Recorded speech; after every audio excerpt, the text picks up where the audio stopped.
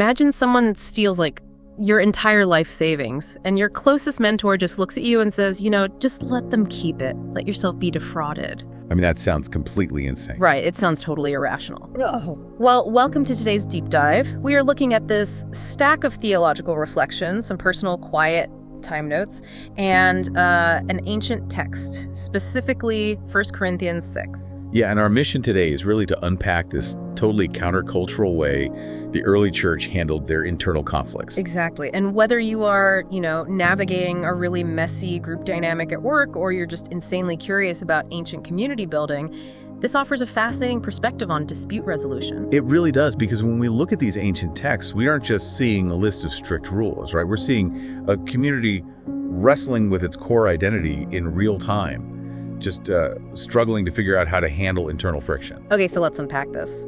The core controversy in our sources revolves around a letter written by Paul to the community in Corinth, and he is genuinely shocked by their behavior. Oh, he's appalled, like absolutely stunned. Right. So to put it in modern terms from our notes, imagine two factions in a church. One group follows Pastor A, the other follows Pastor B. They can't agree on who is the legitimate leader, so they just drag each other into a civil court to legally hash it out. Which, sounds pretty normal to us. Well, yeah, and I actually have to push back here. Wait, is it relying on an objective, secular legal system just like the most practical way to handle messy disputes? You definitely think so. But what's fascinating here is that, from the text perspective, going to those secular courts effectively denies the church's core identity. How so? Well, it helps to understand why those courts were so incompatible in the first place. The Roman and Corinthian legal systems were heavily driven by public status, wealth, and power. The exact things this new community was supposed to leave behind. Exactly. Now, the theological reflections note that the church isn't perfect, obviously. It's a mix of righteous and unrighteous people until the final judgment. But Paul points out this glaring irony. Oh yeah, the angels part. Yes. He reminds them that the saints will judge the world and even judge angels. That is wild. Right. So if they possess that ultimate cosmic authority, how on earth can they be incompetent to try trivial, everyday cases among themselves? So it's like trusting someone to fly a spaceship but not letting them parallel park a car. That is a perfect analogy. But his frustration isn't just about, avoiding a bad public image in a status-driven court. It forces him to offer an alternative that is incredibly difficult to swallow. And here's where it gets really interesting. Boy, yeah, it does. Paul essentially asks them, why not rather suffer wrong? Like, why not rather be defrauded? Yeah. Willingly accepting injustice and financial loss sounds like terrible legal advice to our modern ears. It is terrible legal advice. If the goal is winning a lawsuit, sure.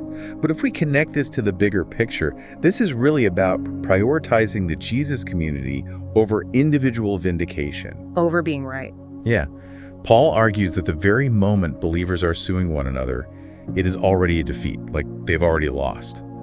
The text contrasts who they used to be, listing all these behaviors driven by self-interest like greed and swindling with who they are now. It says they've been washed, sanctified, and justified.